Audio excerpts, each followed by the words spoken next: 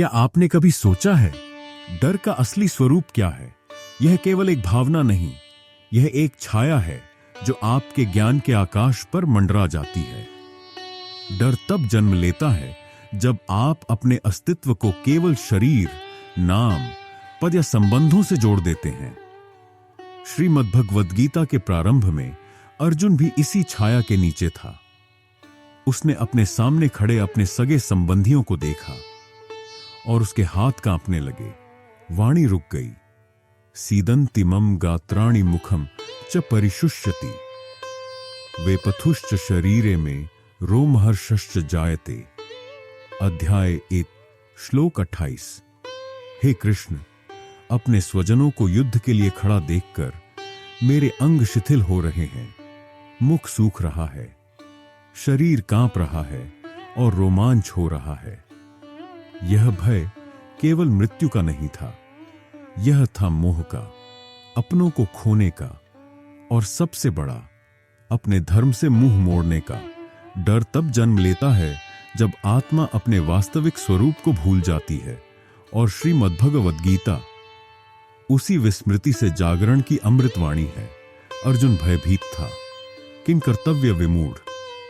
वह योद्धा था, लेकिन उस क्षण में वह स्वयं को दुर्बल और असमर्थ अनुभव कर रहा था, क्योंकि वह युद्ध भूमि में खड़ा होकर केवल अपने संबंधों को देख रहा था। पितामह भीष्म, आचार्य द्रोण, भाई बंधु, मित्रगण। उसका मन मोह से भर गया और वही मोह भय का कारण बना। दृष्ट्वा मम स्वजनम कृष्ण युयुत्सुं समुपस्थितम सीदंति मम गात्राणि मुखम च परिशुष्यति। अध्याय 1 श्लोक 28। जब अर्जुन ने अपने अपने ही स्वजनों को युद्ध के लिए प्रस्तुत देखा, तब उसका शरीर शिथिल हो गया और मुख सूख गया। यह स्थिति केवल एक व्यक्ति की नहीं है, यह हर उस क्षण की है जब मनुष्य अपने धर्म, अपने सत्य के सामने खड़ा होता है और मोह, ममता और अनिश्चितता उसे डगमगा देती है। डर वहां जन्म लेता है जहां बुद्धि विचलित हो जाती है और जहां आत्मा अपने असली स्वरूप को भूल जाती है। क्योंकि जब कोई यह भूल जाता है कि वह कौन है, तो उसका मन हर उस चीज से डरने लगता है जो कभी छिन सकती है। जब अर्जुन का मन भय, शोक और मोह से भर गया, तब श्री कृष्ण ने कोई सांत्वना नहीं दी। उन्होंने उसे न तो दिलासा दिया, न ही उसे उसकी भावनाओं में डूबने दिया, बल्कि उन्होंने उससे पहला और सबसे गहरा प्रश्न पूछा, हे पार्थ, तू कौन है?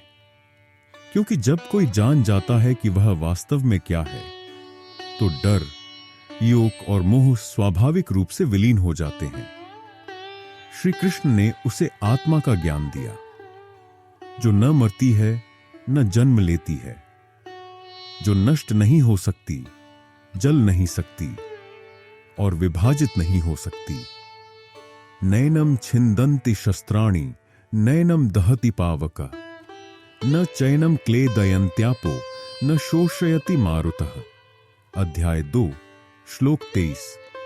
इस आत्मा को न शस्त्र काट सकते हैं, न अग्नि जला सकती है, न जल इसे गीला कर सकता है, न वायु इसे सुखा सकती है। श्री कृष्ण यह नहीं कहते कि भय नहीं आएगा, वे यह बताते हैं कि जिससे आप डरते हैं वह आप नहीं हैं।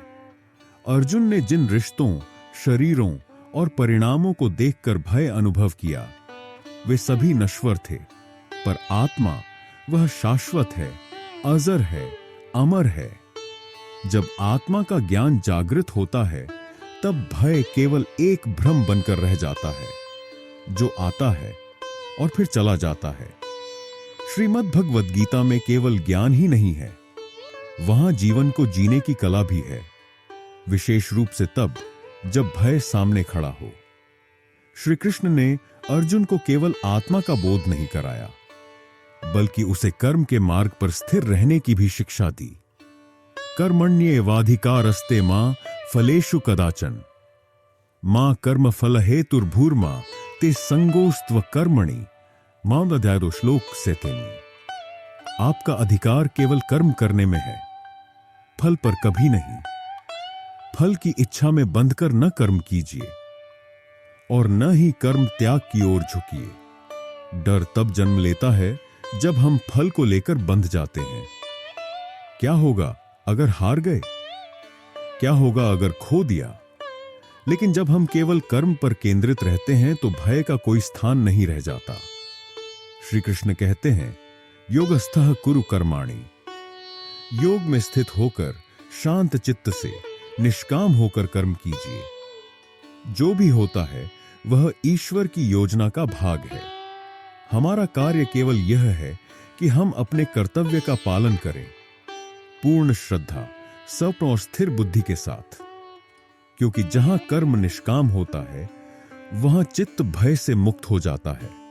जीवन में भय केवल रणभूमि में नहीं आता, वह हर उस स्थान पर प्रकट होता है जहां आप कुछ खोने से डरते हैं, चाहे वह संबंध हो, प्रतिष्ठा हो या स्वप्न।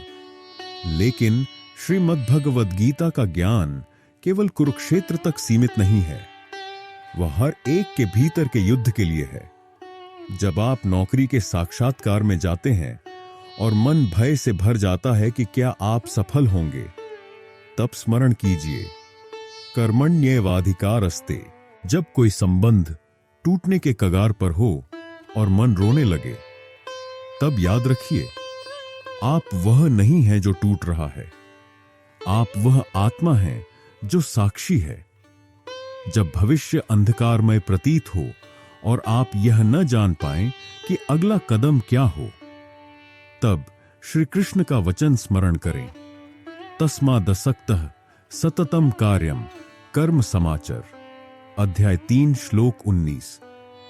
इसलिए आसक्ति रहित होकर निरंतर अपने कर्तव्य का पालन कीजिए। गीता हमें डर से लड़ना नहीं सिखाती, वह हमें डर के पार देखना सिखाती है। और यह तभी संभव है जब मन हर क्षण ईश्वर के स्मरण में स्थित हो और बुद्धि धर्म के आलोक में स्थिर हो। क्योंकि जहां आत्मा का प्रकाश होता है वहां भय की छाया टिक नहीं सकती। डर एक भ्रम है और श्रीमद्भगवद गीता उस भ्रम को तोड़ने वाली दिव्य दृष्टि है।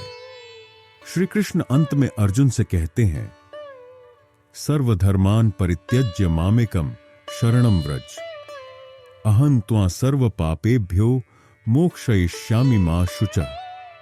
अध्याय 18 श्लोक 66। सभी धर्मों को त्याग कर केवल मेरी शरण में आओ, मैं तुम्हें समस्त पापों से मुक्त कर दूंगा। शोक मत करो। यही है गीता का अंतिम संदेश।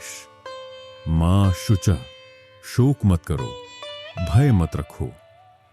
क्योंकि जब मन परमात्मा में समर्पित हो जाता है तब न भविष्य का डर रहता है, न विफलता का, न मृत्यु का। वास्तविक निर्भयता तब आती है जब मनुष्य यह जान जाता है कि वह शरीर नहीं है, बल्कि वह चेतना है जो अनंत, अजर और अमर है। और जब यह आत्मा श्री कृष्ण की शरण में चली जाती है तो उसका प्रत्येक क्षण शांत, स्थिर और निडर हो जाता है। यदि यह संदेश आपके अंतर्मन को स्पर्श करता है तो कृपया इस ज्ञान को औरों तक पहुंचाने के लिए वीडियो को लाइक करें, कमेंट में अपने विचार साझा करें और चैनल को सब्सक्राइब करना न भूलें। गीता का यह प्रकाश आपके जीवन को भी अंधकार से मुक्त करे, यही प्रार्थना है।